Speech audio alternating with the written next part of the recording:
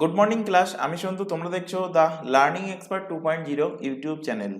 তোমাদের সামনে যে WB police constable, WB SI, KP constable এবং ডাব্লিউবি জেল পুলিশের যে হিউজ ভ্যাকান্সি প্রকাশিত হয়েছে, তার জন্য আজ জিকেজিএস এর ওপর থেকে 9 নম্বর ক্লাস প্রোভাইড করা হচ্ছে।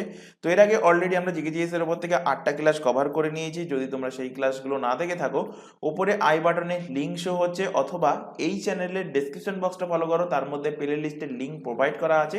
সেটার উপরে ক্লিক করলে যে ক্লাসগুলো প্রিভিয়াসলি হয়ে গেছে, যেগুলো তোমরা দেখোনি, সেই ক্লাসগুলো সেখান থেকে পরপর তোমরা করে নিতে পারবে।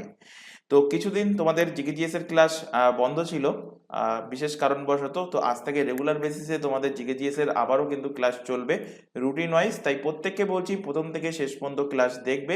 আর যদি প্রিভিয়াস ক্লাস যদি না দেখে থাকো, তো সেগুলো কিন্তু অবশ্যই দেখবে, কারণ প্রতিটা ক্লাসই এক্সাম পয়েন্ট অফ ভিউ থেকে ইম্পর্টেন্ট। আর যদি তোমরা ক্লাসগুলো প্রত্যেকটা দেখো, তো এইটুকু গ্যারান্টি দিতে পারি যে তোমরা 70% কোশ্চেন এই জিকেজিএস এর উপর থেকে কিন্তু হুবহু কমন পেয়ে যাবে এক্সাম হলে গিয়ে। তো শুরু করছি আজকে 9 নম্বর ক্লাস। 9 নম্বর ক্লাসে ফার্স্ট কোশ্চেন দেখো, সংবিধানে উল্লিখিত মৌলিক অধিকারগুলো কি অবাধ?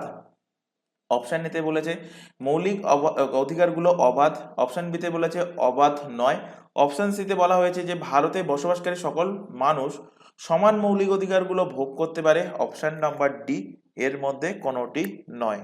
তো অ্যান্সার কি হবে? অ্যান্সার হবে মৌলিক অধিকার কিন্তু অবাধ নয়। তো অপশন নাম্বার বি এর কিন্তু সঠিক অ্যান্সার হবে। কেন অবাধ নয় সেটা বলছি। তো ভারতের যে সংবিধানে প্রদত্ত মৌলিক অধিকারগুলো কিন্তু অবাধ নয়। তো এই মৌলিক অধিকারগুলোর ওপর জনস্বার্থে মামলা হতে পারে, জনশৃঙ্খলা বা অপরের অধিকার রক্ষা, নৈতিকতা প্রভৃতি কারণে কিন্তু যুক্তিসঙ্গত বিধি নিষেধ আরোপ করা যায় এই মৌলিক অধিকারের ওপরে। আর ভারতে বসবাসকারী সকল মানুষই কিন্তু এই মৌলিক অধিকারগুলো সমান ভোগ করতে পারে না। যেমন এক্সাম্পল হিসাবে বিদেশি রাজনৈতিক অধিকার সমূহ, বিদেশি যারা আছে তারা কিন্তু রাজনৈতিক অধিকার সমূহ ভোগ করতে পারে না। অর্থাৎ কোনো বিদেশি ভারতে থাকলে সে কিন্তু নেতা মন্ত্রী মেম্বার কিছুই কিন্তু হতে পারবে না, ভোটে দাঁড়াতে পারবে না।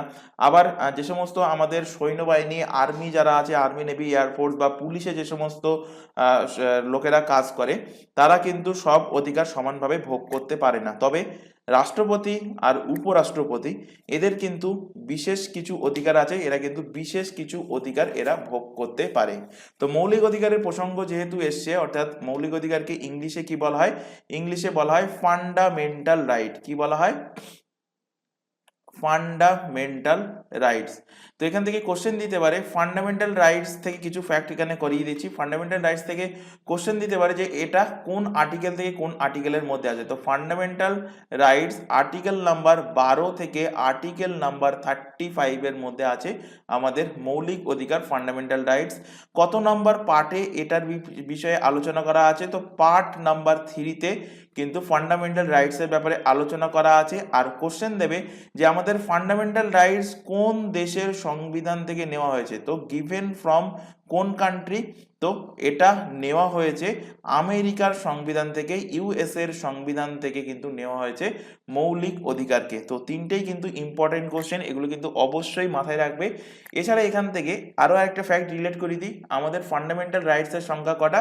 6টা হলো আমাদের ফান্ডামেন্টাল রাইটস। তো 6টা ফান্ডামেন্টাল রাইটস কি কি সেগুলো দেখো, আমি এখানে নিচে লিখছি। Rights to equality, rights to equality, সমানতার অধিকার যাকে বাংলাতে বলা হয়। তারপর রাইটস টু ফ্রিডম, স্বাধীনতার অধিকার, rights to against explosion, right to against, right to against explosion, তারপর right to freedom of religion, rights to freedom, freedom of religion. আর আর দুটো রাইটস আছে, সে দুটো লেফট সাইডে লিখছি। Cultural and educational right, cultural, cultural and educational, cultural and educational rights. আরেকটা হলো right to constitutional remedies, rights to rights two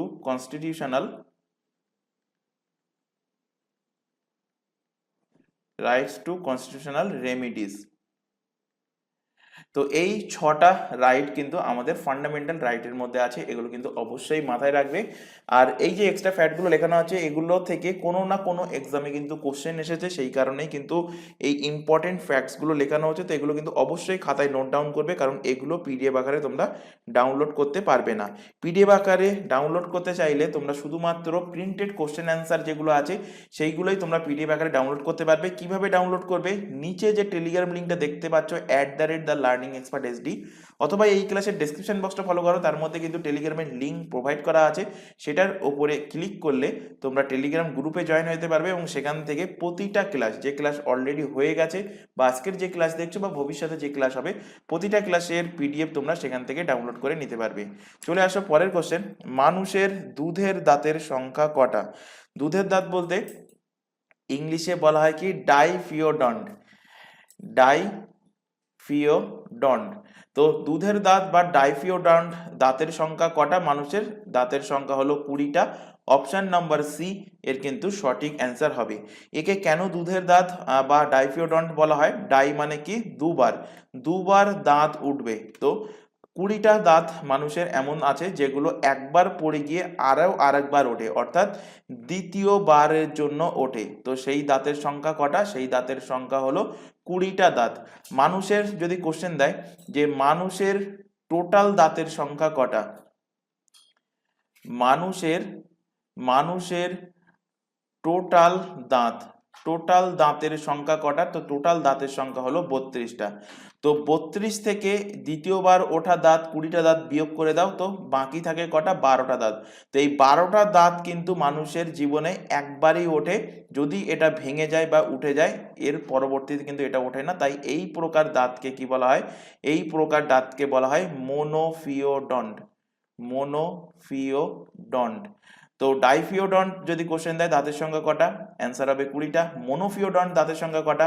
answer হবে 12টা হলো মোনোফিওডন্ট। এবার যদি এখান থেকে কোশ্চেন দেয় যে মানুষের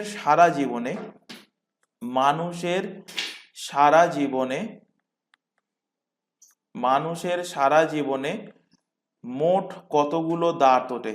মোট দাঁতের সংখ্যা কটা? তো মানুষের সারা জীবনে মোট দাঁতের সংখ্যা হয়ে যাবে কটা? 52টা। কিভাবে 52টা হচ্ছে? 32টা দাঁত তো ওঠেই, মানুষের 32টা দাঁত থাকে, আর 20টা দাঁত যেটা ডাইফিওডন্ট বললাম সেটা একবার পড়ে গিয়ে আরেকবার দ্বিতীয়বার উঠতে পারে। তো 20 + 32 টোটাল সারা জীবনে কিন্তু মানুষের 52টা দাঁত ওঠে। এবং মানুষের দাঁত থাকে কটা যদি অ্যান্সার করে, তখন অ্যান্সার হবে কি? অ্যান্সার হবে 32টা। এবার এখান থেকে দেখো অনেক সময় কিন্তু এক্সামে ডেন্টাল ফর্মুলা দেয়। তো অ্যাডাল্টের ক্ষেত্রে ডেন্টাল ফর্মুলা আলাদা হয়, আর ছোট বাচ্চা শিশুদের ডেন্টাল ফর্মুলা আলাদা হয়। তো অ্যাডাল্টের ডেন্টাল ফর্মুলা কি? আমাদের কত প্রকার দাঁত থাকে? 4 প্রকার। I for incisor, C for canine, P for premolar, M for কি? মোলার। তো নিচেও তাই, incisor, canine, premolar and molar. তো ইনসিজার দাঁতের সংখ্যা কটা থাকে?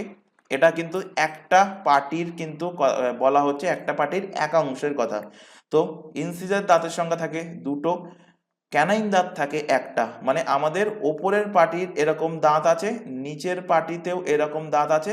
তো ওপরের পার্টি বা নিচের পার্টি যে কোনো হোক, তার কিন্তু অর্ধেক করে এইটুকু অংশ যেটা, এখান থেকেই কিন্তু ডেন্টাল ফর্মুলা বার করা হয়। তো সেখানে ইনসিজার দাঁত থাকে কটা? ইনসিজার দাঁত থাকে 2টো, ক্যানাইন থাকে একটা, প্রিমোলার থাকে 2টো, আর মোলারের সংখ্যা কটা? মোলারের সংখ্যা হলো 3টে।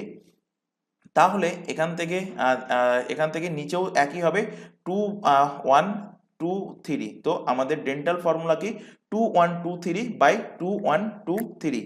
তো এবার যদি এখান থেকে কোশ্চেন দেয় যে একটা শিশুর, একটা বেবির ডেন্টাল ফর্মুলা কি হবে? তো একটা বেবির ডেন্টাল ফর্মুলা হবে incisor, canine, premolar and molar. একই, এখানেও ইনসিজার, ক্যানাইন, পিরিমোলার অ্যান্ড মোলার।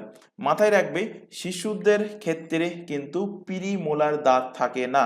তো শিশুদেরও ইনসিজার দাঁত থাকে দুটো, ক্যানাইন থাকে একটা, প্রিমোলার থাকে না, তাই এখানে 0। মোলার থাকে কটা? দুটো। দুটো মানে লাস্ট মোলার, থার্ড মোলার যেটা, থার্ড মোলার থাকে না, তাই এখানে দুটো। তো এখানে ডেন্টাল ফর্মুলা বেবিদের ক্ষেত্রে আর অ্যাডাল্টের ক্ষেত্রে দেখিয়ে দিলাম, এক্সামে কোশ্চেন আসে, এগুলো কিন্তু মুখস্থ রাখতে হবে। এবার যদি এখান থেকে কোশ্চেন দেয় যে মানুষের সব থেকে বড় দাঁত, মানুষের সব থেকে যদি দেয় বড় দাঁত কোনটা, তো মানুষের সব থেকে বড় দাঁত হলো একদম পিছন দিকে যাদের আক্কেলমারি যেটাকে বলা হয়, সেটাকে বলা হয় কি থার্ড মোলার। থার্ড মোলার দাঁত কিন্তু সব থেকে মানুষের কিন্তু বড় দাঁত। এখান থেকে এক্সামে কোশ্চেন দিয়েছে যে বাচ্চাদের কোন দাঁত থাকে না, বেবিদের থাকে না কোন দাঁত। তো বাচ্চাদের থাকে না, এক্ষুনি বললাম, থাকে না প্রিমোলার, তো এখানে পিএম লিখলাম, তোমরা ফুল ফর্মে লিখে নেবে। আর থাকে না থার্ড মোলার, কোনটা? Third molar. আচ্ছা, আমি এখানে শর্টেই লিখছি থার্ড মোলার, থার্ড এম লিখে দিলাম, একটু খাতায় তোমরা নোট ডাউন করে নেবে। থার্ড মোলার এবং প্রিমোলার দাঁত বাচ্চাদের ক্ষেত্রে থাকে না।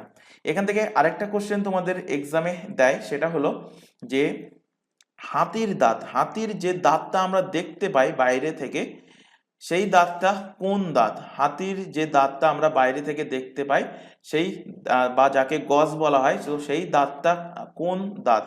তো সেই দাঁতটা হলো দ্বিতীয় incisor, second incisor. Second incisor দাঁত হলো হাতির দাঁত। আর এখান থেকে আরেকটা কোশ্চেন দেয় যে পাখির চঞ্চু কিসের পরিবর্তিত রূপ? পাখির চঞ্চু, পাখির চঞ্চু কিসের পরিবর্তিত রূপ? তো পাখির চঞ্চু হলো দাঁতের পরিবর্তিত রূপ। কিসের পরিবর্তিত রূপ? দাঁতের পরিবর্তিত রূপ। এটা কিন্তু অবশ্যই মাথায় রাখবে। অপশানে থাকে কিন্তু ঠোঁটের পরিবর্তিত রূপ, জিভের পরিবর্তিত রূপ, এইভাবে কিন্তু থাকে। তো অ্যান্সার কি হবে? বা চোয়ালের পরিবর্তিত রূপ, এরকম থাকে। তো অ্যান্সার হবে দাঁতের পরিবর্তিত রূপ হলো কি পাখির চঞ্চু। চলে আসো পরবর্তী কোশ্চেন। সরলরেখা বরাবর কোনো বস্তু চলতে থাকলে তার গতিকে কি গতি বলা হয়? তো সরলরেখা বরাবর চলছে, তো সেই গতিকে আমরা কি বলবো? সেই গতিকে বলবো চলন গতি। অপশন নাম্বার এ এর কিন্তু সঠিক অ্যান্সার হবে। এই গতিতে কি হয়? এই গতিতে বস্তুর প্রতিটি কণা একই বেগে একই দিকে সমানভাবে মানে সমান্তরালভাবে সমান দূরত্ব কিন্তু অতিক্রম করে। যেমন কোনো একটা বস্তুকে যদি আমি উঁচু জায়গা থেকে, ধরো ছাদে গিয়ে কোনো একটা বলকে ছেড়ে দিই, তাহলে সেটা কিসের উদাহরণ? সেটা হলো চলন গতির উদাহরণ। আবর্ত গতিটা কি একটুখানি বলে দিই। আবর্ত গতি বলতে ধরো তোমরা ছোটবেলায় হয়তো খেলা করেছো, একটা দড়ির মাথায় এখানে কিছু একটা পাথর বাঁধলে, বেঁধে যদি তুমি ঘুরপাক দাও, এটা হলো তুমি আঙুলে বেঁধে রেখেছো এই পজিশনে, ঘুরপাক দিলে এইভাবে এইভাবে জিনিসটা ঘুরবে। তো এটাই হলো আবর্ত গতি। অর্থাৎ যখন কোনো বস্তু কোনো নির্দিষ্ট বিন্দু বা অক্ষ থেকে বস্তু কণার দূরত্ব অপরিবর্তিত রেখে ওই বিন্দু বা ওই অক্ষকে কেন্দ্র করে সেই বস্তুটাকে ঘোরে, সেই বস্তুর গতিকে বলা হয় কি আবর্ত গতি। আর মিশ্র গতি কাকে বলে? মিশ্র গতির উদাহরণও বলছি। মিশ্র গতি বলতে কোনো বস্তুর চলন গতিও হতে হবে এবং আবর্ত গতি, যাকে অন্য ভাষায় ঘূর্ণন গতিও বলা হয়, তো আবর্ত গতি ঘূর্ণন গতি একই। তো কোনো বস্তুর চলন গতি এবং ঘূর্ণন গতি যদি দুটোই একই, দুটো গতি যদি একই সঙ্গে তার উপরে ইমপ্লিমেন্ট হয়, তবে তার গতিকে আমি কি বলবো? তার গতিকে বলবো মিশ্র গতি। যেমন এর এক্সাম্পল তোমরা এখন আশা করি প্রত্যেকেই দেখছো, খেলা দেখছো, আইপিএল খেলা। তো আইপিএল খেলায় সাপোজ ধরো যে কোনো একটা বোলার, ধরো ফাস্ট বোলার হোক বা স্পিনার বোলার হোক, তো স্পিনার বোলারের ক্ষেত্রে ভালোভাবে বুঝতে পারবে যে বলটা স্পিন হচ্ছে, মানে বলটা নিজে ঘুরছে, আবার বলটা সামনের দিকে এগিয়ে যাচ্ছে। তো সামনের দিকে যেটা এগিয়ে যাচ্ছে সেটা হচ্ছে চলন গতি, আর নিজে বলটা ঘুরতে ঘুরতে এগিয়ে যাচ্ছে সেটা হলো আবর্ত গতি। তো বলের এই প্রকার গতিকে আমরা কি বলবো? মিশ্র গতি বলবো। আশা করি বোঝানো গেছে চলন গতি, আবর্ত গতি এবং মিশ্র গতি কাকে বলে। চলে আসো পরবর্তী কোশ্চেনে। কে বলেছিলেন ব্রিটিশ শাসনের শোষণমূলক প্রকৃতি ছিল রক্তাক্ত সাদা ভারত?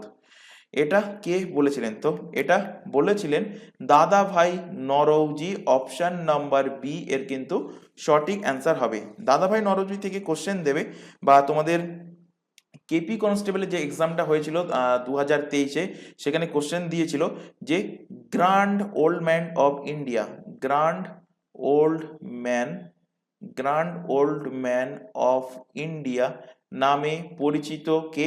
তো অ্যান্সার হবে Dadabhai Naoroji grand old man of India নামে পরিচিত। কোশ্চেন দেবে যে ইন্ডিয়ান ন্যাশনাল কংগ্রেসের যে অধিবেশন হয়েছিল, তো ইন্ডিয়ান ন্যাশনাল কংগ্রেসের সেকেন্ড অধিবেশন, সেকেন্ড সেশন, এই সেকেন্ড সেশনের প্রেসিডেন্ট কে ছিল? তো সেকেন্ড সেশনের প্রেসিডেন্ট ছিল দাদা ভাই নরৌজি। দাদা ভাই নরৌজি থেকে আরেকটা কোশ্চেন দেয়, এনার লেখা একটা ফেমাস বই আছে, বইয়ের নাম উল্লেখ করে দেয়, বইটা কার লেখা? তো বইয়ের নাম কি? বইয়ের নাম কিন্তু অলরেডি বহুবার পড়িয়েছি, তো অ্যান্সার হবে কি poverty of un-British rule of India. Poverty of un-British rule of India, এই বইটা কার লেখা? বইটা দাদা ভাই নরৌজির লেখা। চলে আসো পরবর্তী কোশ্চেনে, ইম্ফল কোন রাজ্যের রাজধানী? তো নর্থ ইস্ট সাইডে যে স্টেটগুলো আছে এগুলো কিন্তু তোমাদের এর আগেও বারবার বলেছি, এখান থেকে কিন্তু এরকম তোমাদের হয় চিফ মিনিস্টার, যদি কোনো নতুন কেউ চিফ মিনিস্টার বানে, তো চিফ মিনিস্টার বা রাজধানী এরকম কিন্তু কোশ্চেনে তোমাদের দিয়ে দেয়, কারণ ম্যাক্সিমাম ক্যান্ডিডেট বাকি রাজ্যগুলো রাজধানী জানে কিন্তু এই নর্থ ইস্ট সাইডের দিকে কিন্তু গুলিয়ে ফেলে। তো ইম্ফল কার রাজধানী? ইম্ফল হলো মণিপুরের রাজধানী। অপশন নাম্বার বি এর কিন্তু সঠিক অ্যান্সার হবে। তো 1972 সালে 21শে জানুয়ারি, ডেট না মনে রাখলেও হবে, তো 1972 সালে 21শে জানুয়ারি মণিপুর রাজ্য কিন্তু পৃথক রাজ্যের মর্যাদা পেয়েছিল। এবং তোমাদের পড়িয়েছি মণিপুরি ল্যাঙ্গুয়েজ, মণিপুরি ল্যাঙ্গুয়েজ, এই মণিপুরি ভাষা বা মণিপুরি ল্যাঙ্গুয়েজ এটা কবে আমাদের শিডিউলে স্বীকৃতি পেয়েছে, আমাদের সংবিধানে স্বীকৃতি পেয়েছে? তো এটা 1992 সালে। কততম অ্যামেন্ডমেন্টের মাধ্যমে এটা স্বীকৃতি পেয়েছিল? এটা পেয়েছিল 71তম, 71st অ্যামেন্ডমেন্ট, 71st অ্যামেন্ডমেন্ট। এই 71st অ্যামেন্ডমেন্টের দ্বারা আরও দুটো ভাষা কিন্তু স্বীকৃতি পেয়েছিল। মনে রাখা সহজ উপায় বলেছিলাম নামাক, NMK। তো এন ফর কি? এন ফর হলো নেপালি, এম ফর হলো মণিপুরি, আর কে ফর কি? কে ফর হলো কোঙ্কানি। তো এই তিনটে ভাষা 1992 সালে 71তম অ্যামেন্ডমেন্টের মাধ্যমে এটা আমাদের ভারতের সংবিধানে অ্যাড হয়। কততম শিডিউলে অ্যাড হয়? তো 8ম শিডিউল, 8 শিডিউলে অ্যাড হয়। যদি কোশ্চেন দেয় এখন বর্তমানে এই শিডিউলে ভাষার সংখ্যা কটা, এখন বর্তমানে এই শিডিউলে ভাষার সংখ্যা হলো 22টা। যখন সংবিধান লাগু হয়েছিল তখন ভাষার সংখ্যা কটা ছিল? তখন ভাষার সংখ্যা ছিল 14টা। এছাড়া এখান থেকে দেখে নাও বাকি যে অপশানগুলো আছে এদের রাজধানী কোথায়। তো অরুণাচল প্রদেশের রাজধানী কোথায়? অরুণাচল প্রদেশের রাজধানী হলো ইটানগর। ইটানগর হলো অরুণাচল প্রদেশের ক্যাপিটাল। নাগাল্যান্ডের ক্যাপিটাল কোথায়? নাগাল্যান্ডের ক্যাপিটাল হলো কোহিমা। ত্রিপুরার ক্যাপিটাল কি? ত্রিপুরার ক্যাপিটাল হলো আগরতলা। ত্রিপুরার ক্যাপিটাল হলো কি? আগরতলা। নর্থ ইস্ট সাইডে বাকি যে স্টেটগুলো আছে সেগুলো এখান থেকে রিলেট করে। বাকি আর দুটো আছে, একটা আছে কি মিজোরাম, মণিপুর তো কোশ্চেনেই ছিল, মিজোরাম, আর একটা হলো মেঘালয়,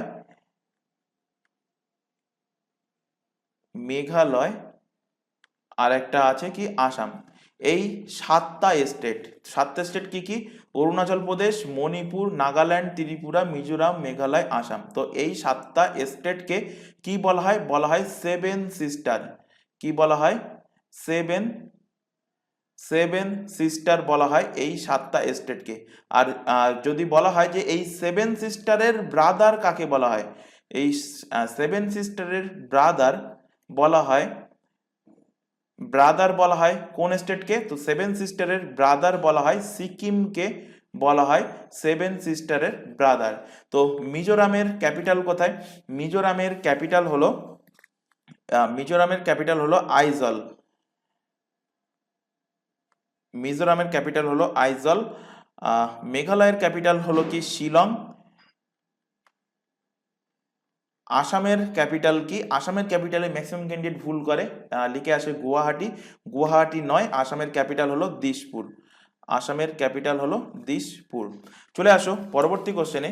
আচ্ছা, এখানে তোমাদের একটা ছোট ইনফরমেশন প্রোভাইড করা আছে। তোমরা এখন যে ক্লাসটা দেখছো সেটা হলো পুলিশ স্পেশাল জিকে জিএস এর ক্লাস, যার মধ্যে তোমাদের jail police, KP constable, WBP constable, WBP SI প্রত্যেকটা এক্সামের জন্যই জিকে জিএস কিন্তু কভার করানো হবে। এছাড়া বাকি যে এক্সামের নামগুলো দেখতে পাচ্ছ, প্রতিটা এক্সামের জন্য এই চ্যানেলে সম্পূর্ণ ফ্রিতে syllabus wise live class provide করা হয়। মাথায় রাখবে প্রতিটা ক্লাসই কিন্তু আমাদের সম্পূর্ণ ফ্রিতে দুটো ইউটিউব চ্যানেল মিলিয়ে প্রোভাইড করা হয়। লাইভ ক্লাস অ্যাটেন্ড না করতে পারলে ক্লাসটা থেকে যায় রেকর্ডেড ফরম্যাটে, সুতরাং রেকর্ডেড হিসেবে পরবর্তীতে ক্লাসগুলো দেখে নিতে পারবে। এছাড়া এই প্রতিটা এক্সামের জন্য আমাদের আলাদা আলাদা হোয়াটসঅ্যাপ ব্যাচ ওপেন করা আছে। হোয়াটসঅ্যাপ ব্যাচে যুক্ত হওয়ার একটাই বেনিফিট, কখন কোন ক্লাস হবে ক্লাসের রুটিনগুলো প্রোভাইড করা, এক্সাম ওরিয়েন্টেড যাবতীয় গুরুত্বপূর্ণ ইনফরমেশনগুলো প্রোভাইড করা বা ক্লাসের লিঙ্কগুলো প্রোভাইড করা হয় সেই হোয়াটসঅ্যাপ ব্যাচে। তো হোয়াটসঅ্যাপ ব্যাচে যুক্ত হতে চাইলে নিচে যে হোয়াটসঅ্যাপ নাম্বার তোমাদের সামনে ডিসপ্লে হচ্ছে এই নাম্বারে আমাদেরকে শুধুমাত্র হোয়াটসঅ্যাপেই মেসেজ করে ইনফর্ম করবে, কেউ ভিডিও কল বা নর্মাল কল করবে না। তো হোয়াটসঅ্যাপে ইনফর্ম করলে তোমাদের নির্দিষ্ট রিকোয়ারমেন্ট অনুযায়ী প্রত্যেককে নির্দিষ্ট ব্যাচে অ্যাড করিয়ে নেওয়া হবে এবং সেখান থেকে প্রপার গাইডেন্স প্রোভাইড করা হবে। এছাড়া তোমরা এখন যে চ্যানেলে ক্লাসটা দেখছো তার নাম হলো দ্য লার্নিং এক্সপার্ট 2.0। এই চ্যানেলেই তোমরা প্রতিটা এক্সামের জন্য জিকে জিএস এর ক্লাস পেয়ে যাবে, কারেন্ট অ্যাফেয়ার্সের ক্লাস পেয়ে যাবে, রিজনিংয়ের ক্লাস পেয়ে যাবে এবং ইংলিশের ক্লাস সম্পূর্ণ ফ্রিতে পেয়ে যাবে এই চ্যানেল থেকে। এটা ছাড়া বাকি সমস্ত মানে যে এক্সামের নামগুলো দেখলে সমস্ত এক্সামের জন্য ম্যাথের ক্লাস আমাদের চলছে আমাদেরই নতুন একটা channel maths by Santu sir. তো এই চ্যানেলটা কিন্তু আমাদের নতুন ক্রিয়েট করা হয়েছে, সেই কারণে চ্যানেলের লিঙ্ক তোমরা এই ক্লাসের ডেসক্রিপশন বক্সের মধ্যে পেয়ে যাবে। সেটার উপরে ক্লিক করলে তোমরা নতুন চ্যানেলে চলে যেতে পারবে এবং চ্যানেলটাকে অবশ্যই সাবস্ক্রাইব করে বেল আইকনকে অল নোটিফিকেশনে সেট করে রাখবে এবং এটাকেও সাবস্ক্রাইব না করে থাকলে এটাকেও সাবস্ক্রাইব করে নেবে। এবং রেগুলার বেসিসে চ্যানেল দুটো থেকে কিন্তু ক্লাস চলছে, তো রেগুলার বেসিসে চ্যানেল দুটো থেকে ক্লাসগুলো ফলো করবে। চলে আসো পরের কোশ্চেন, ভারতের সর্ববৃহৎ আণবিক বিদ্যুৎ কেন্দ্রটির নাম কি? তো ভারতের সবথেকে বড় অ্যাটমিক পাওয়ার স্টেশন, আণবিক বিদ্যুৎ কেন্দ্রকে ইংলিশে কি বলবো? Atomic power station. Atomic power station কোনটি? তো সেটা হলো কুদানকুলাম। অপশন নাম্বার এ এর কিন্তু সঠিক অ্যান্সার হবে। তো কুদানকুলাম এটা ভারতের কোন রাজ্যে অবস্থিত? কুদানকুলাম অবস্থিত তামিলনাড়ুতে। তামিলনাড়ু থেকে আরেকটা অ্যাটমিক পাওয়ার স্টেশন আছে, সেটার নামটাও মাথায় রাখবে। তো সেটার নাম হলো কি? কালপাক্কাম। কালপাক্কাম। তো কালপাক্কাম এবং কুদানকুলাম দুটো কোন স্টেটে অবস্থিত এইভাবেও কিন্তু কোশ্চেন আসে, তো মাথায় রাখবে এই দুটো অবস্থিত তামিলনাড়ুতে। এখান থেকে কোশ্চেন দেবে যে ভারতের সবথেকে পুরানোতম পারমাণবিক বিদ্যুৎ কেন্দ্র অর্থাৎ অ্যাটমিক পাওয়ার স্টেশন কোনটা? তো ভারতের প্রথম, সব থেকে ওল্ডেস্ট বলুক বা প্রথম একই ব্যাপার, তো ভারতের প্রথম পারমাণবিক বিদ্যুৎ কেন্দ্র, ভারতের প্রথম পারমাণবিক বিদ্যুৎ কেন্দ্র কোনটি? তো ভারতের প্রথম পারমাণবিক বিদ্যুৎ কেন্দ্র হলো তারাপুর। নাম কি? তারাপুর। কোথায় অবস্থিত তারাপুর? তারাপুর অবস্থিত মহারাষ্ট্রের তারাপুর। যেহেতু ভারতের প্রথম, তো এই তারাপুর অ্যাটমিক পাওয়ার স্টেশন কবে ইস্টাবলিশ করা হয়েছিল? ইস্টাবলিশ করা হয়েছিল, এক্সাক্ট সালটা মাথায় রাখবে, ডেট না মনে রাখলে হবে, 1969 সালে এটাকে ইস্টাবলিশ করা হয়েছিল। এখানে বাকি যে অপশানগুলো আছে অপশানগুলো এখান থেকে রিলেট করো। নারোরা পাওয়ার অ্যাটমিক পাওয়ার স্টেশন এটা কোন রাজ্যে অবস্থিত? এটা উত্তরপ্রদেশে অবস্থিত, ইউপিতে অবস্থিত। কাকরাপার কোথায় অবস্থিত? কাকরাপার অবস্থিত গুজরাট রাজ্যে অবস্থিত। আর তারাপুর এক্ষুনি বলে দিলাম, যেটা ভারতের সব থেকে পুরানোতম বা ভারতের সর্বপ্রথম পারমাণবিক বিদ্যুৎ কেন্দ্র, যেটা মহারাষ্ট্রে অবস্থিত। আরো দুটো এখান থেকে রিলেট করা আছে, আরো দুটো কোশ্চেন দেয়, একটা হলো কাইগা আর একটা দেয় রাওয়াত ভাটা। রাওয়াত ভাটাটা সম্ভবত তোমাদের এর আগের ক্লাসগুলোর মধ্যে কোনো একটা ক্লাসে পড়ানো হয়েছে। তো রাওয়াত ভাটা কোথায় অবস্থিত? রাওয়াত ভাটা অবস্থিত রাজস্থানে অবস্থিত রাওয়াত ভাটা। আর কাইগা পাওয়ার স্টেশনটা কোথায় অবস্থিত? কাইগাটা অবস্থিত কর্ণাটকে। কোথায় অবস্থিত? কর্ণাটকে অবস্থিত। চলে আসো পরবর্তী কোশ্চেন। তাহলে এখান থেকে অনেকগুলো পাওয়ার স্টেশন রিলেট করিয়ে দিলাম, এগুলো কিন্তু এক্সামে কোশ্চেন আসে যে কোন স্টেটে কোনটা অবস্থিত, এগুলো কিন্তু অবশ্যই মুখস্থ রাখতে হবে এবং খাতায় নোট ডাউন করবে, পিডিএফ আকারে কিন্তু এখানে এইগুলো তোমরা ডাউনলোড করতে পারবে না। চলে আসো পরের কোশ্চেন, কৈবর্ত বিদ্রোহ কত সালে হয়? তো কৈবর্ত বিদ্রোহ হয়েছিল 1070-71 সাল নাগাদ কিন্তু হয়েছিল। অপশন নাম্বার সি এর সঠিক অ্যান্সার হবে। তো পাল বংশের শাসক সেই টাইমে ছিল, কৈবর্ত বিদ্রোহের টাইমে কে ছিল? দ্বিতীয় মাহিপাল কে ছিল? দ্বিতীয় মাহিপাল। তো এই দ্বিতীয় মাহিপাল তখনকার শাসক ছিল পাল বংশের। তার রাজত্বকালে বাংলাদেশে দিব্যক বা দিব্য বলা হয়, বাংলাদেশে অবস্থিত একে কি বলা হয়? দিব্যক বা অনেক বইতে শুধু দিব্য বলা হয়। তো বাংলাদেশের দিব্যক বা দিব্যের নেতৃত্বে কিন্তু এই কৈবর্ত বিদ্রোহ হয়েছিল 1070 বা 1071 সাল নাগাদ। তো এইটার সম্বন্ধে জানা যায় কোথা থেকে? এটা সম্বন্ধে জানা যায় সন্ধ্যাকার নন্দীর লেখা রামচরিত। তো রামচরিত কার লেখা? সন্ধ্যাকার নন্দী। তো সন্ধ্যাকার নন্দীর লেখা বই, তার নাম কি? তার নাম হলো রামচরিত। তো রামচরিত বই থেকে কিন্তু এই বিদ্রোহের বর্ণনা পাওয়া গিয়েছে। বাংলায় কৈবর্তদের দুটো সম্প্রদায় ছিল, জালিয়া ছিল আর একটা ছিল সম্ভবত চাষি। তো সম্ভবত এই দিব্য চাষি কৈবর্তদের কিন্তু নেতা ছিল, এই রামচরিত বই থেকে কিন্তু জানা গিয়েছে। তো কবে হয় কৈবর্ত বিদ্রোহ? কৈবর্ত বিদ্রোহ হয় 1070 বা 71 সাল নাগাদ। এবার এখান থেকে কিছু ইম্পর্টেন্ট বিদ্রোহ তোমাদের রিলেট করাবো যে তার নেতাকে। বহুবার এখান থেকে কোশ্চেন দেয়। তার মধ্যে ফার্স্ট, এগুলো অলরেডি হয়তো এর আগেও পড়িয়েছি, কুকা বিদ্রোহ। তো কুকা বিদ্রোহের নেতাকে? কুকা বিদ্রোহের নেতা হলেন ভগত জাহরমাল হলেন কুকা বিদ্রোহের নেতা। আরেকজন নাম মাথায় রাখবে, আরেকজন ছিলেন গুরু রাম সিং ছিলেন আরেকজন। এবং কুকা বিদ্রোহ কবে হয়েছিল? কুকা বিদ্রোহ হয়েছিল 1872 সালে। চলে আসো আরো কিছু বিদ্রোহ। একটা হলো পাবনা বিদ্রোহ। পাবনা বিদ্রোহ কবে হয়? পাবনা বিদ্রোহ কবে হয় না জানলেও হবে। পাবনা বিদ্রোহের নেতা কে ছিলেন? এটাই কিন্তু এক্সামে কোশ্চেন দেয়। তো নেতা ছিলেন ঈশান চন্দ্র রায় ছিল পাবনা বিদ্রোহের নেতা। এখান থেকে আরো দুটো বিদ্রোহ রিলেট করাই। চুয়াড় বিদ্রোহের নেতাকে? আরেকটা হলো পাইক বিদ্রোহের নেতাকে? তো চুয়াড় বিদ্রোহের নেতা হলেন দুর্জন সিং। চুয়াড় বিদ্রোহের নেতা হলো কে? দুর্জন সিং। এবং চুয়াড় বিদ্রোহটা মাথায় রাখবে, এক্সামে কোশ্চেন দিয়েছিল কোন একটা এক্সামে যে চুয়াড় বিদ্রোহটা কোন রাজ্যে হয়েছিল। তো চুয়াড় বিদ্রোহ আমাদের ওয়েস্ট বেঙ্গলেই হয়েছিল। ওয়েস্ট বেঙ্গলের কোন জেলায়? ওয়েস্ট বেঙ্গলের বাঁকুড়াতে হয়েছিল। ওয়েস্ট বেঙ্গলের বাঁকুড়াতে চুয়াড় বিদ্রোহ হয়েছিল, যার নেতা ছিল কে? নেতা ছিল দুর্জন সিং। পাইক বিদ্রোহের নেতাকে? পাইক বিদ্রোহের নেতা হলেন বক্সি জগবন্ধু হলেন পাইক বিদ্রোহের নেতা। পাইক বিদ্রোহ থেকেও কোশ্চেন দিয়েছিল এটা কোন রাজ্যে হয়েছে। তো পাইক বিদ্রোহ হয়েছে ওড়িশা রাজ্যে, এবং পাইক বিদ্রোহ 1817 সাল নাগাদ কিন্তু হয়েছিল। আরো দুটো ইম্পর্টেন্ট বিদ্রোহ আছে, সে দুটোকে আমি এখানে ওপরে লিখছি। একটা হলো সাঁওতাল বিদ্রোহ, বহুবার রিপিটেড কোশ্চেন সাঁওতাল বিদ্রোহ। আরেকটা কোশ্চেন দেয়, সেটা হলো মুন্ডা বিদ্রোহ বা অনেক জায়গায় কোশ্চেন থাকবে উলগুলানের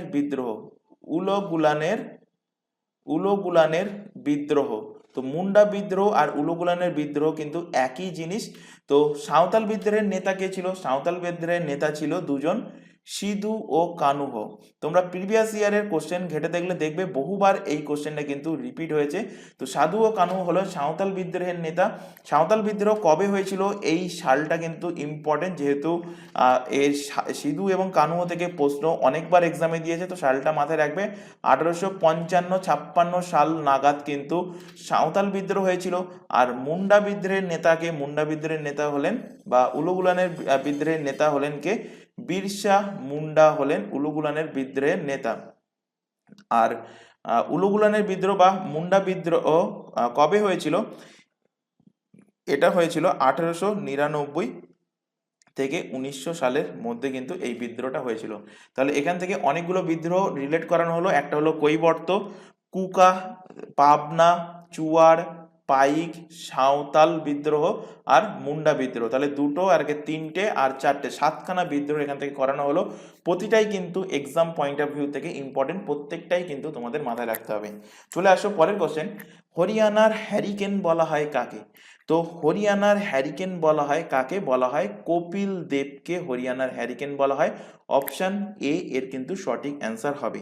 তো কপিল দেব একজন ছিলেন প্রাক্তন ভারতীয় ক্রিকেটার, যিনি first ODI world cup, one day international world cup জয় লাভ করেছিলেন এবং সেই ওয়ার্ল্ড কাপের যে ইন্ডিয়ান টিম ছিল সেই ইন্ডিয়ান টিমের তিনি কিন্তু অধিনায়ক ছিলেন। সেই কারণে কপিল দেবকে হরিয়ানার হারিকেন বলা হয়। তো ইনি ক্রিকেটের সব থেকে বড় ট্রফি বিশ্বকাপ ট্রফির তিনি কিন্তু ফার্স্ট অধিনায়ক ছিলেন বিশ্বকাপ ট্রফি জেতা। তো তিনি কবে জিতিয়েছিলেন? তিনি 1983 সালে ভারতের হয়ে তিনি বিশ্বকাপ জয়লাভ করেছিলেন। এবং ভারত এখনো পর্যন্ত টোটাল কটা বিশ্বকাপ জয়লাভ করেছে? ওডিআই বিশ্বকাপ। তো টোটাল ওডিআই বিশ্বকাপ দুটো জয়লাভ করেছে। তো দ্বিতীয় ওডিআই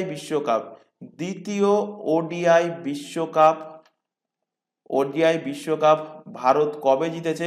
মোস্ট ইম্পর্টেন্ট কোশ্চেন। তো এটা জিতেছে 2011 সালে। কার নেতৃত্বে? MS ধোনির নেতৃত্বে। ধোনি তখন কিন্তু ক্যাপ্টেন ছিলেন। এবার এখান থেকে বাকি অপশান যেগুলো আছে এগুলো যদি আমরা রিলেট করি, সুনীল গাভাস্কার থেকে রিলেট করো। সুনীল গাভাস্কারের নিকনেম কি? তো এটা কিন্তু অনেকের কনফিউজিং হতে পারে। সুনীল গাভাস্কারের নিকনেম হলো লিটল মাস্টার। অনেকে জানে লিটল মাস্টার নামে কে পরিচিত?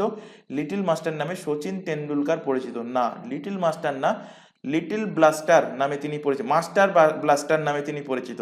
আর লিটল মাস্টার নামে কে পরিচিত? লিটল মাস্টার নামে পরিচিত হলো সুনীল গাভাস্কার। সুনীল গাভাস্কারের নিকনেম হলো লিটল মাস্টার। রাহুল ডেভিডটাও এখান থেকে রিলেট করে নাও। রাহুল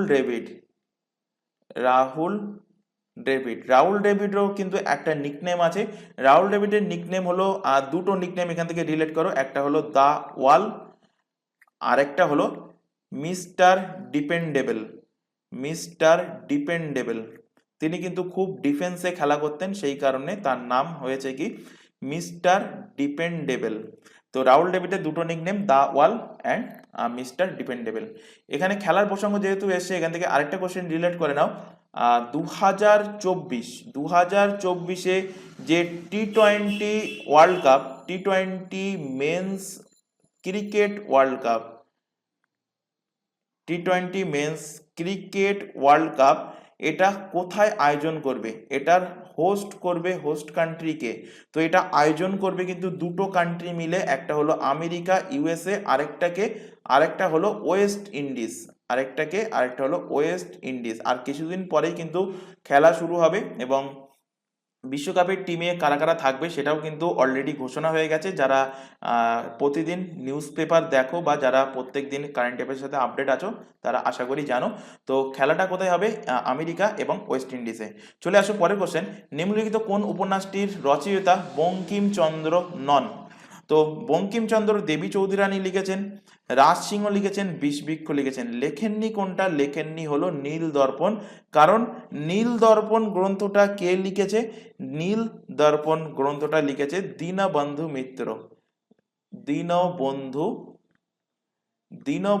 মিত্র লিখেছে কি নীল দর্পণ গ্রন্থটা। আর যদি কোশ্চেন দেয় যে নীল দর্পণের ইংরাজি অনুবাদ করেন কে? তো নীল দর্পণের ইংরাজি অনুবাদ করেন মাইকেল মধুসূদন দত্ত নীল দর্পণের ইংরাজি অনুবাদ করেছিলেন। তো 1859 সাল নাগাদ নীল বিদ্রোহ যখন সংগঠিত হয়েছিল তার প্রেক্ষাপটে নীল চাষীদের যে দুঃখ দুর্দশার কাহিনী ছিল সেগুলোকেই নিয়ে দীনবন্ধু মিত্র কিন্তু এই নীল দর্পণ গ্রন্থটা তিনি রচনা করেন। নীল দর্পণ গ্রন্থটি নীল দর্পণ নাটক নামে একটা গ্রন্থ তিনি কিন্তু রচনা করেন এবং এই নাটকটা 1860 সালে কিন্তু এটার সম্প্রচার করা হয়। প্রথম এটা প্রকাশ পায় কোথায় পায়? বর্তমান বাংলাদেশের ঢাকায় কিন্তু এই 1860 সালে এই নাটকটা কিন্তু ফার্স্ট প্রকাশিত হয়েছিল। চলে আসো পরের কোশ্চেন। নিচের উক্তগুলি বিবেচনা করুন। নিউটনের প্রথম সূত্র থেকে বলের সংজ্ঞা পাওয়া যায়। না, এটা কিন্তু ঠিক না। প্রথম সূত্র থেকে আমরা কি পাই? নিউটনের প্রথম সূত্র থেকে আমরা জাড্য ধর্ম, পদার্থের জাড্য ধর্মের পরিচয় পাই। নিউটনের দ্বিতীয় গতিসূত্র থেকে আমরা বলের সংজ্ঞা পাই। হ্যাঁ, এটা ঠিক বলা আছে। পরের অপশানে দেখো, বাড়িতে বৈদ্যুতিক সরঞ্জামগুলো শ্রেণী সমবায় যুক্ত করা থাকে না, সমান্তরাল সমবায় থাকে, তো এটাও ভুল বলা আছে। আর টেলিভিশনের পিকচার টিউব মূলত একটি ক্যাথোড রশ্মি নল, তো এটাও কিন্তু ঠিক বলা আছে। তো এখানে দেখো কোনটা ঠিক হলো, 2 নম্বরটা আর 4 নম্বরটা। কোথায় আছে? অপশান সিতে আছে 2 আর 4 সঠিক, তো অপশান নাম্বার সি এর সঠিক অ্যান্সার হয়ে যাবে। তো নিউটনের কটা সূত্র? 3টে সূত্র। 3টে সূত্র কি কি একবার করে বলে দিচ্ছি, ভালোভাবে শুনে নাও। নিউটনের প্রথম সূত্র হলো, বাইরে থেকে কোনো বল প্রযুক্ত না হলে স্থির বস্তু চিরকাল স্থির থাকবে, আর গতিশীল বস্তু চিরকাল সমবেগে সরলরেখায় গতিশীল থাকবে। নিউটনের দ্বিতীয় সূত্রতে কি বলা হয়েছে? দ্বিতীয় সূত্রতে বলা হয়েছে, কোনো বস্তুর ভরবেগের পরিবর্তনের হার বস্তুর ওপর প্রযুক্ত বলের সমানুপাতিক, এবং বল যেদিকে ক্রিয়া করে ভরবেগও কিন্তু ঠিক সেই দিকে ক্রিয়া করে। আর নিউটনের তৃতীয় সূত্র আশা করি প্রত্যেকেই জানো, প্রত্যেক ক্রিয়ার একটি সমান ও বিপরীত কিন্তু প্রতিক্রিয়া আছে। তো এখান থেকে তোমাদের যে কোশ্চেন যেটা দেবে সেটা দেবে, নিউটনের প্রথম গতিসূত্র থেকে কি জানা যায়? তো এক্ষুনি বললাম, জাড্যের ধর্ম, পদার্থের জাড্যের ধর্ম পাওয়া যায়, বা পদার্থের জড়তার সংজ্ঞা পাওয়া যায়। আর দ্বিতীয় গতিসূত্র থেকে কিসের সংজ্ঞা পাওয়া যায়? দ্বিতীয় গতিসূত্র থেকে বলের সংজ্ঞা পাওয়া যায়। চলে আসো পরবর্তী কোশ্চেনে। সবচেয়ে শক্তিশালী তড়িৎ ধনাত্মক অর্থাৎ ইলেকট্রোপজিটিভ মৌল কোনটি? তো সব থেকে শক্তিশালী তড়িৎ ধনাত্মক মৌল হলো সিজেনিয়াম, অপশন নাম্বার এ এর কিন্তু সঠিক অ্যান্সার হবে। আর যদি কোশ্চেন দিত যে সব থেকে তড়িৎ ঋণাত্মক, সব থেকে তড়িৎ ঋণাত্মক সব থেকে তড়িৎ ঋণাত্মক মৌল কোনটা? তো সব থেকে তড়িৎ ঋণাত্মক মৌল হলো ফ্লোরিন। ফ্লোরিন হলো সব থেকে তড়িৎ ঋণাত্মক মৌল, যার সংকেত হলো এফ। আচ্ছা, এখান থেকে একটুখানি সাজিয়ে দিই, তড়িৎ ধনাত্মকতার ক্রমবর্ধমান অনুযায়ী এই 4টে অপশানকে যদি আমি সাজাই, যে তড়িৎ ধনাত্মকতার ক্রমবর্ধমান, তড়িৎ ধনাত্মকতার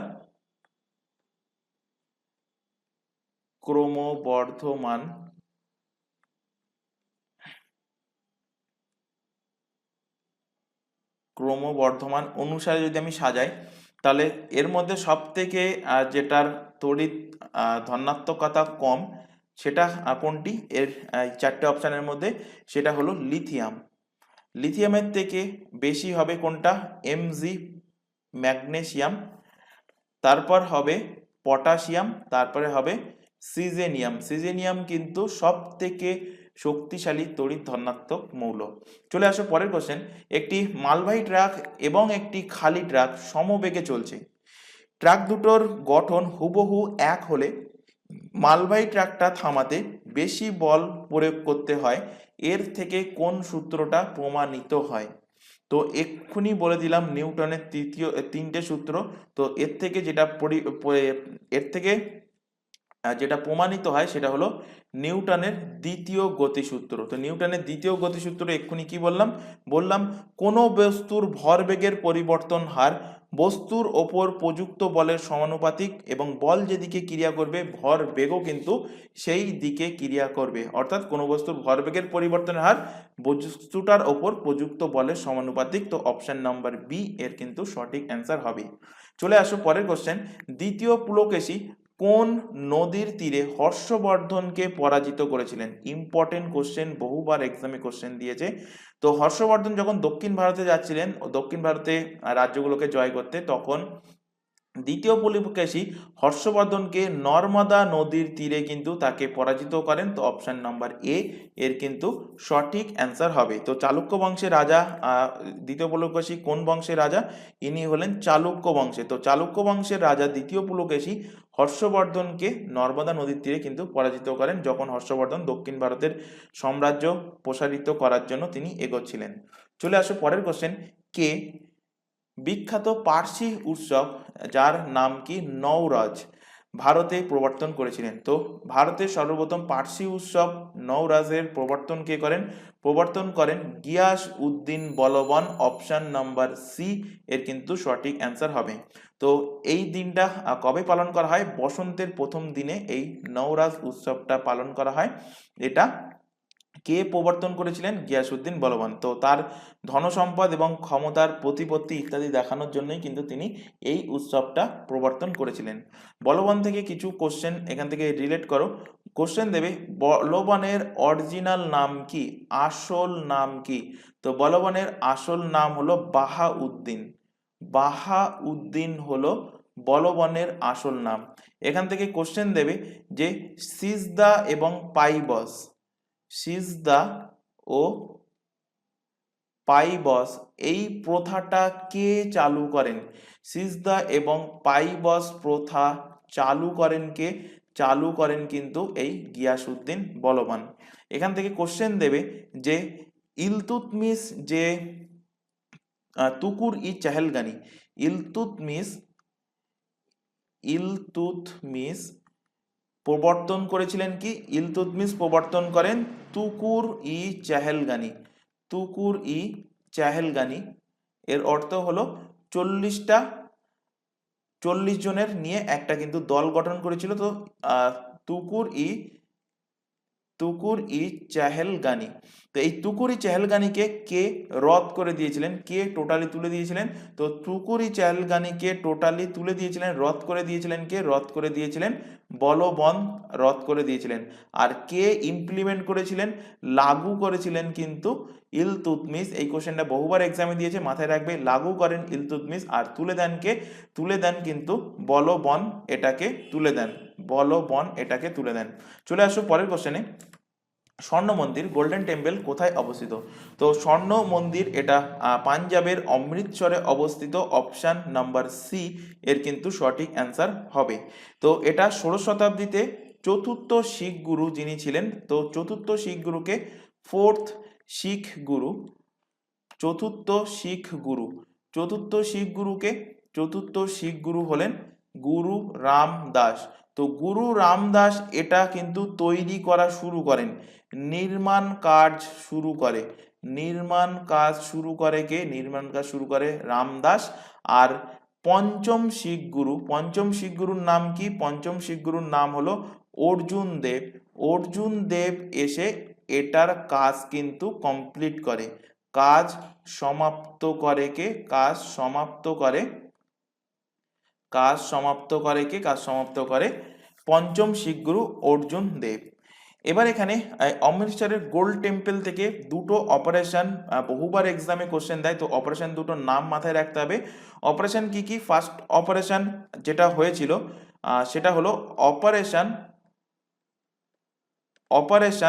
blue star, operation blue star. তো অপারেশন ব্লু স্টার কেন সংগঠিত হয়েছিল এবং অপারেশন ব্লু স্টার কারা করেছিল? তো অপারেশন ব্লু স্টার করা হয়েছিল বাই ইন্ডিয়ান আর্মির দ্বারা, ভারতীয় আর্মির দ্বারা কিন্তু এই অপারেশন ব্লু স্টার করা হয়েছিল। এবং কেন করা হয়েছিল? এটা করা হয়েছিল খালিস্তানি যারা ছিল, খালিস্তানিদের তাড়ানোর জন্য। তো to remove Khalistani, to remove Khalistani. কবে হয়েছিল operation blue star? Operation blue star সংগঠিত হয়েছিল 1984 সালে। এর ঠিক 2 বছর পরে আরও আরেকটা অপারেশন হয় এই গোল্ডেন টেম্পলে। তার নাম কি? অপারেশন, তার নাম হলো operation black thunder, operation black thunder. তো অপারেশন ব্ল্যাক থান্ডারের লক্ষ্য কি ছিল? কেন এই অপারেশনটা সংগঠিত করা হয়েছিল? তো এটা সংগঠিত করা হয়েছিল টেরোরিস্টদের, আতঙ্কবাদীদের তাড়ানোর জন্য। আতঙ্কবাদীরা কিন্তু ঢুকে গিয়েছিল এই গোল্ডেন টেম্পলে। তো আতঙ্কবাদীদের তাড়াতে কিন্তু এই ব্ল্যাক থান্ডার করা হয়। তো এটা কবে হয়েছিল? এটা হয়েছিল 1986 সালে। এই অপারেশনটা কাদের দ্বারা করা হয়েছিল? এটা করা হয়েছিল by NSG commando, by NSG কমান্ডোদের দ্বারা কিন্তু অপারেশন ব্ল্যাক থান্ডার করা হয়েছিল। তো দুটো অপারেশন মাথায় রাখবে, দুটোই কিন্তু গোল্ডেন টেম্পলের সাথে রিলেটেড। একটা হলো অপারেশন ব্লু স্টার, যেটা ইন্ডিয়ান আর্মিদের দ্বারা করা হয়েছিল খালিস্তানদের তাড়ানোর জন্য 1983 সালে, আর অপারেশন ব্ল্যাক থান্ডার আতঙ্কবাদী তাড়ানোর জন্য এনএসজি কমান্ডোদের দ্বারা কিন্তু করা হয়েছিল এবং 1986 সালে এটা হয়েছিল। চলে আসো পরের কোশ্চেন, কম্পিউটার প্রোগ্রামিং ত্রুটিকে কি বলা হয়? তো বলা হয় বাগস বলা হয়। তো অপশন নাম্বার ডি এর কিন্তু সঠিক অ্যান্সার হবে, জাস্ট অনলাইনার ফরম্যাটে মাথায় রাখবে। চলে আসো পরের কোশ্চেন, রাজ্যপালের স্বেচ্ছাধীন ক্ষমতা সংবিধানের কত নম্বর ধারায় লিপিবদ্ধ আছে? তো রাজ্যপালের স্বেচ্ছাধীন ক্ষমতা এটা লিপিবদ্ধ আছে 163 নাম্বার ধারায়। তো স্বেচ্ছাধীন ক্ষমতা মন্ত্রিসভার পরামর্শ ছাড়াই স্বাধীনভাবে এই ক্ষমতা কিন্তু রাজ্যপাল প্রয়োগ করতে পারেন, যেটা বলা আছে আর্টিকেল 163-তে। চলে আসো পরের কোশ্চেন, কৃষিক্ষেত্রে নতুন কৃত কৌশলে বিশেষ উপকার হয় কোন শ্রেণীর মানুষ? ক্ষুদ্র চাষিদের, বৃহৎ মূলধন বিশিষ্ট কৃষকদের, কৃষি শ্রমিকদের, না মধ্যবর্তী ব্যবসায়ীদের? তো কৃষিক্ষেত্রে নতুন কৃত কৌশল, মনে করো নতুন কোনো ইনস্ট্রুমেন্ট আনলো, তো সেটাতে বিশেষ উপকার হয় কোন শ্রেণীর মানুষদের? তো উপকার হয় বৃহৎ মূলধন বিশিষ্ট যারা কৃষক আছে তাদেরই কিন্তু উপকার হয়। অপশন নাম্বার বি এর সঠিক অ্যান্সার হবে। কেন হয়? তো কৃষি উৎপাদনের জন্য ভারত সরকার নতুন কৃষি কৌশল বা নতুন প্রযুক্তি নীতি কিন্তু আনে, যাকে নিউ এগ্রিকালচার স্ট্র্যাটেজি বলা হয়। তো এই নীতি গ্রহণ করে, যার মূল উপাদান হলো উন্নত বীজের ব্যবহার, জলসেচের নিয়মিত ব্যবস্থা, রাসায়নিক সারের ব্যবহার, কীটনাশক ঔষধের ব্যবহার এবং আধুনিক কৃষি যন্ত্রপাতির ব্যবহার। তো এই নতুন পদ্ধতিতে চাষের যে ব্যয় হবে, যদি তুমি আধুনিক যন্ত্রপাতি কিনতে যাও, কীটনাশক ঔষধ বা উন্নত বীজ যদি কিনতে যাও, তো তার ফলে অবভিয়াসলি তোমার ব্যয় বেড়ে যাবে। তো এর ফলে কি হচ্ছে, পুরাতনের তুলনায় অনেকটাই বেশি কিন্তু ব্যয় বেড়ে যাচ্ছে। আগে যা ব্যয় হতো এখন তার কিন্তু ডবল বা ডবলের থেকে একটু কম, যাই হোক ব্যয় কিন্তু বেড়ে যাচ্ছে আগের তুলনায়। তো সেই জন্য কেবলমাত্র বড় বড় যে সমস্ত মালিকরা আছে, বড় বড় যে সমস্ত কৃষকরা আছে, যারা আর্থিক ভাবে তারা কিন্তু সেই সমস্ত জিনিস কেনার জন্য তারা কিন্তু আর্থিকভাবে কি বলা হয়, যারা আর্থিকভাবে সেই সমস্ত জিনিস কিনতে পারবে, তাদেরই কিন্তু এই এই এই প্রযুক্তির দ্বারা কিন্তু আহ, তাদের সুবিধা গ্রহণ করছে। এবং ক্ষুদ্র প্রান্তিক যে সমস্ত কৃষকরা আছে, যারা নুন আনতে পান্তা ফুরায় যেগুলো বলা হয়, যে আজকে এই জিনিস বিক্রি করছে সেটা দিয়ে তারা সংসার চালাচ্ছে, আবার কালকে ওই জিনিসটা বিক্রি না করতে পারলে বা ফসল যদি সে না ফলায় তাহলে তার সংসার চলবে না। তো এরকম ক্ষুদ্র যে সমস্ত কৃষক বা চাষিরা আছে, তারা কিন্তু এই সমস্ত আধুনিক যন্ত্রপাতি, উন্নত বীজ, এই সমস্ত বা উন্নতভাবে জলসেচ ব্যবস্থা, এই সমস্ত করতে তারা ব্যর্থ হচ্ছে। তো এর ফলে আলটিমেট লাভ হচ্ছে কাদের? যাদের মূলধন বেশি আছে তাদেরই কিন্তু লাভ হচ্ছে। চলে আসো পরের কোশ্চেন, অখণ্ড ভারতের উচ্চতম শৃঙ্গ কেটু, এটা কি নামে পরিচিত? তো কেটু গডউইন অস্টিন নামে পরিচিত। এটা কোন রেঞ্জে আছে যদি কোশ্চেন দেয়, কেটু কোন রেঞ্জে অবস্থিত? তো এটা কারাকোরাম, কারাকোরাম রেঞ্জে অবস্থিত কিন্তু কেটু। যদি কোশ্চেন দেয় এখানে অখণ্ড ভারত, অখণ্ড ভারত কেন বলেছি?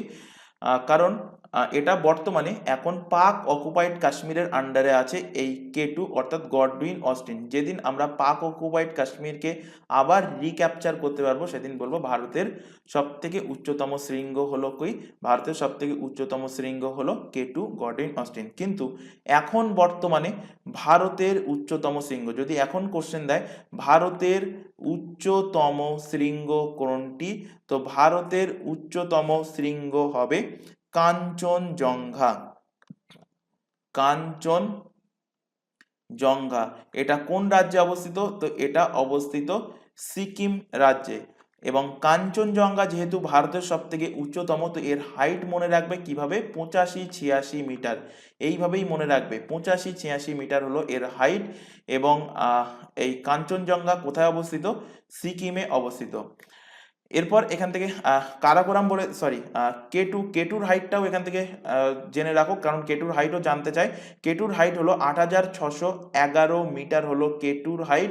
এবং কেটু হলো বিশ্বের দ্বিতীয় উচ্চতম peak, world second highest peak, world second highest peak হলো কোনটা? K2 অর্থাৎ গডইন অস্টিন। তো যদি কোশ্চেন দেয় যে বিশ্বের সব থেকে উচ্চতম শৃঙ্গ কোনটা, ওয়ার্ল্ড হাইয়েস্ট পিক কোনটা, ওয়ার্ল্ড হাইয়েস্ট পিক, তো ওয়ার্ল্ড হাইয়েস্ট পিক হলো মাউন্ট এভারেস্ট। মাউন্ট এভারেস্ট হলো ওয়ার্ল্ড হাইয়েস্ট পিক, যার হাইট কত? 8848.86 মিটার হলো এর হাইট। এই মাউন্ট এভারেস্ট কোথায় অবস্থিত? এটা অবস্থিত নেপালে। নেপালে এই মাউন্ট এভারেস্টকে কি বলা হয়, কি নামে ডাকা হয়? তো নেপালে ডাকা হয় সাগর মাথা। নেপালে এর নাম কি? এর নাম হলো সাগর মাথা। চলে আসো পরবর্তী কোশ্চেন এবং আজকের ক্লাসের লাস্ট কোশ্চেন। সাতবাহন রাজাদের সময় একটা উল্লেখযোগ্য বন্দর কোনটা ছিল? তো সাতবাহন বংশ যখন ছিল সেই টাইমে উল্লেখযোগ্য বন্দর ছিল সোপারা। অপশন এ এর কিন্তু সঠিক অ্যান্সার হবে। সাতবাহন বংশ থেকে আরেকটা কোশ্চেন করিয়ে দিই, যদি কোশ্চেন দেয় যে সাতবাহন বংশের প্রতিষ্ঠাতা, সাতবাহন বংশের ফাউন্ডার কে ছিলেন, প্রতিষ্ঠাতা কে ছিলেন? তো সাতবাহন বংশের প্রতিষ্ঠাতা ছিলেন শিমুখ, ছিলেন সাতবাহন বংশের প্রতিষ্ঠাতা। তো আজকের ক্লাসে এই 20টা কোশ্চেন রাখা হয়েছিল। আশা করি প্রত্যেকটা কোশ্চেন তোমাদের ক্লিয়ার হয়েছে। যদি কোথাও কোনো কোশ্চেনে ডাউট থাকে তো সেটা অবশ্যই তোমরা তোমাদের ডাউটটা কমেন্ট বক্সে কমেন্ট করে জানাবে, তাহলে তোমাদের সেই ডাউটটা পরবর্তী ক্লাসে ক্লিয়ার করার চেষ্টা করা হবে। তো আজকের ক্লাস আমরা এখানে শেষ করছি। ক্লাস ভালো লাগলে অবশ্যই ক্লাসটাকে লাইক করবে, তোমার বন্ধু বান্ধবের মধ্যে শেয়ার করবে যারা পুলিশের এক্সামের জন্য প্রিপারেশন নিচ্ছে বা আদার্স কম্পিটিটিভ এক্সামের জন্য প্রিপারেশন নিচ্ছে। তো আজকের ক্লাস এই পর্যন্ত, নেক্সট দেখা হবে পরবর্তী ক্লাস নিয়ে। Thank you.